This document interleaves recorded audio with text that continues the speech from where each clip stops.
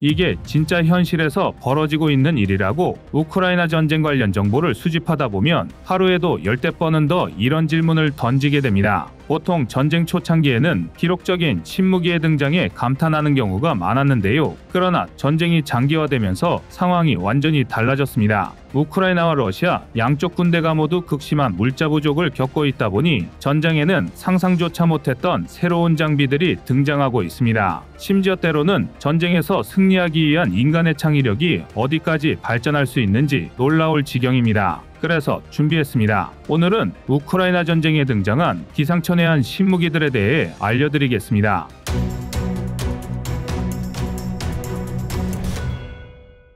우크라이나 전쟁이 발발하면서 전혀 예상치 못했던 곳이 뜻밖의 전쟁 특수를 누리고 있습니다. 바로 풍선 시장입니다. 아마 이게 갑자기 무슨 귀신 신하라 까먹는 소리냐 싶으실 텐데요. 더 정확히 말하면 미끼용 모형 무기 시장이 때 아닌 전쟁 특수를 누리고 있습니다. 일례로 체코의 인플라테크 디코이에서 제작한 합성 실크 재질의 이 풍선은 하이마스를 포함한 30가지 이상의 무기 모양을 그대로 본뜬 형상입니다. 가까이서 보면 티가 나긴 하지만 150에서 200m 정도 떨어진 곳에서 본다면 육안으로도 진짜인지 가짜인지 분간하는 게 상당히 어렵습니다. 우크라이나군은 이를 이용해 일부러 미끼용 풍선 무기를 러시아군의 정찰 범위에 노출시킨 뒤 미사일이나 포격을 유도하고 있습니다. 이런 풍선 형태의 디코이는 제2차 세계대전 당시 미군이 창설한 소위 유령부대가 독일군을 교란하는 데 사용했을 만큼 나름 유서 깊은 기만 작전인데요. 게다가 최대 무게가 60kg대에 불과해서 병사 2명에서 4명이 배낭 형태로 운반하다가 10분이면 전개할 수도 있습니다.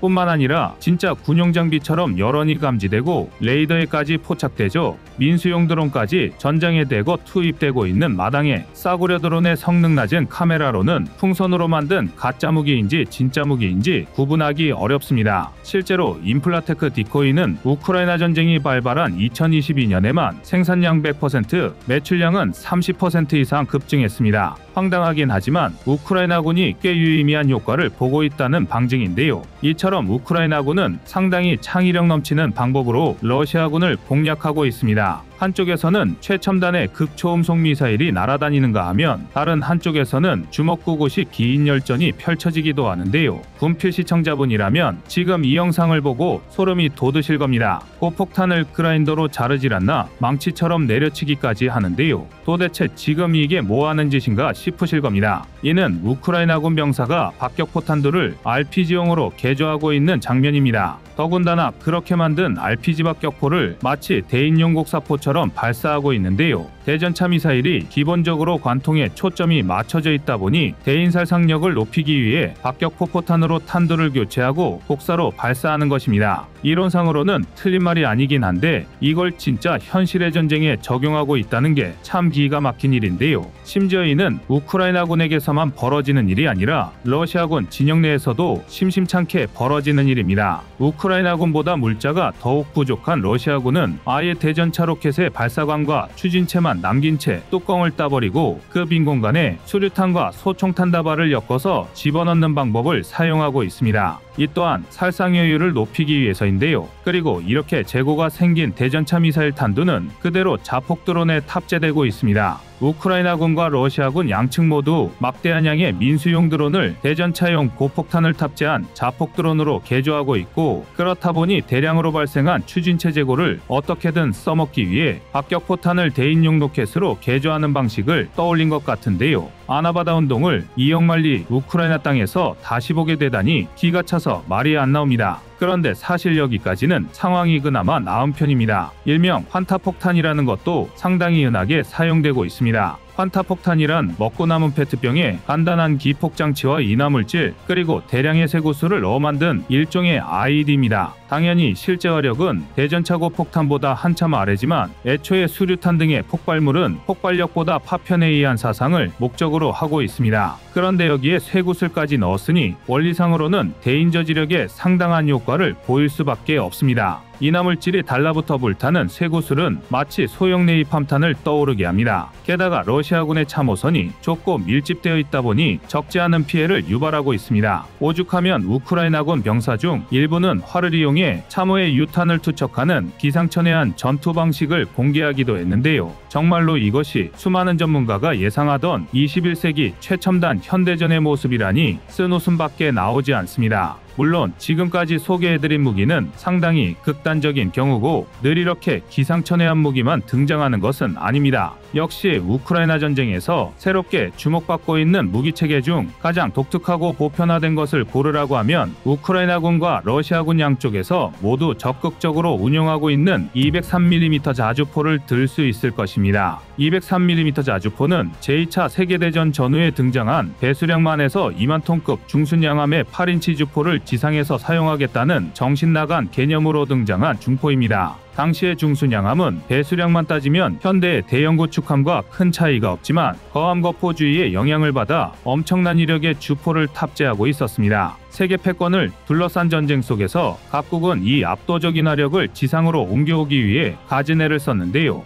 그것이 바로 육상전함 전차와 203mm 자주포가 탄생한 배경이었습니다. 양쪽 군대가 우크라이나 전쟁에 투입한 203mm 자주포는 2S7 피온 계열로 포신 길이만 무려 12m에 달하는데요. 게다가 구경이 큰 만큼 화력 하나는 확실했는데 포탄 무게만 103에서 110kg에 달해서 최대 살상 반경이 90에서 100m에 육박했습니다. 대한민국 K9 자주포의 최대 피해 반경이 50m 수준임을 감안하면 무려 2배 이상 넓은 셈인데요. 다만 그만큼 단점도 많습니다. 일단 포가 워낙 크다 보니 방열에만 최소 6분 이상이 필요하며 해제에도 5분이 넘게 걸립니다. 그리고 포탄 역시 마찬가지로 감당하기 어려울 정도로 거대해서 전장 10m, 전폭 3.3m, 전고 3m에 중량만 46.5톤이 넘는 무지막지한 궤도용 차체임에도 4발의 예비 탄약을 탑재하는 게 고작이었습니다. 그나마 추가 운반 차량이 따라붙으면 8발에서 14발의 탄약을 더 준비할 수 있지만 수동장전이라 운용 인원만 14명에 이르는 데다 전용 캐리어가 없으면 포탄 하나 옮기는데도 4명에서 5명이 달라붙어야 합니다.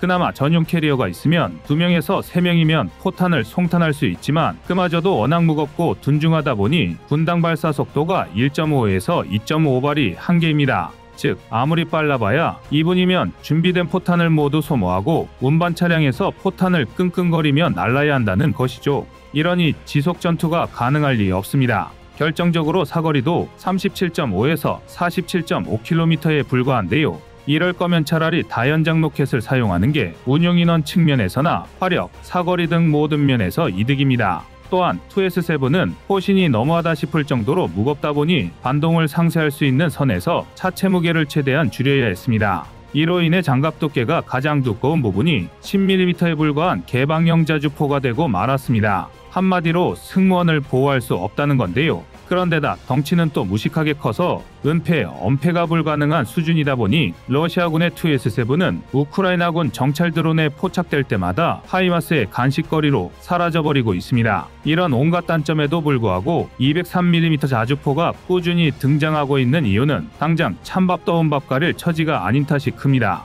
그리고 위에서 말씀드린 것처럼 203mm 자주포가 다른 건 몰라도 화력 하나만큼은 압도적이라는 게 중요합니다. 포탄 자체의 무게만으로도 6.25나 임시로 건설한 벙커, 요새, 건물 따위는 가볍게 파괴할 정도입니다. 지금은 구경이 중요한 게 아니고 포탄을 놓고 발사할 수 있다는 것 자체가 중요한 시기입니다. 한편 미국은 결국 우크라이나에 에이테크스를 지원하기로 결정했습니다. 점점 돌아올 수 없는 곳까지 발을 담그는 모양새인데요. 뿐만 아니라 미국인 수백 명이 의용군의 형태로 우크라이나군에 투입되었다는 사실도 인정했습니다. 아직까지는 직접 참전이라 말하기는 어려운 단계지만 전술탄도미사일로 분류되는 에이테크스를 지원했다는 것과 퇴역군인 출신들이긴 해도 미군이 우크라이나 전쟁에 투입되었다는 것 때문에 러시아가 강력한 불만을 터뜨리고 있습니다. 만에 하나라도 최대 사거리가 300km에 육박하는 에이테크스가 러시아 본토에 떨어진다면 적지 않은 국제적 파장이 예상되는데요.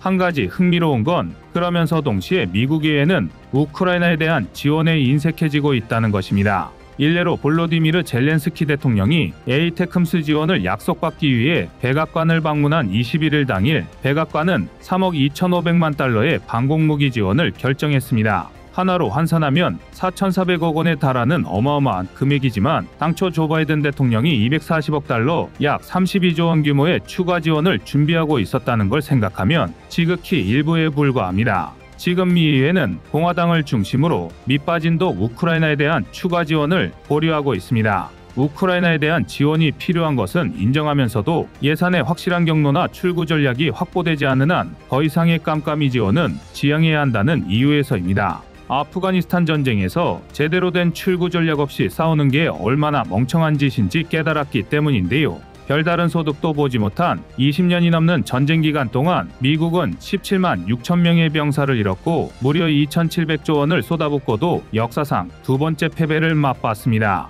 이제 미국은 힘으로 찍어 누르면 그만이 만용이라는 걸 깨달았습니다. 실제로 미국 국민들 또한 전쟁에 염증을 느끼고 있는데요. 지난 8월 진행된 CNN의 여론조사에 따르면 응답자의 51%가 우크라이나에 충분히 지원했다고 대답했으며 절반에 못 미치는 48%만이 더 많이 지원해야 한다고 대답했습니다. 1년 앞으로 다가온 미 대선 시점에서 충분히 눈여겨볼 만한 결과입니다. 희박한 가능성이긴 하지만 만에 하나라도 미국이 등을 돌린다면 우크라이나의 전쟁은 더욱 미궁속으로 빠져들 것입니다. 우크라이나로서는 가능한 모든 방법이든 동원하고 싶을 텐데요. 풍선으로 만든 가짜 무기부터 역사의 뒤안길로 잊혀가던 203mm 초거대 자주포까지 인간이 전쟁에서 승리하기 위해 발휘하는 창의력은 소름이 끼칠 정도로 천재적입니다. 부디 하루라도 빨리 전쟁이 끝나 이 창의력이 전쟁의 상처를 회복하는 데 사용되길 바라겠습니다. 이상 꺼리튜브였습니다.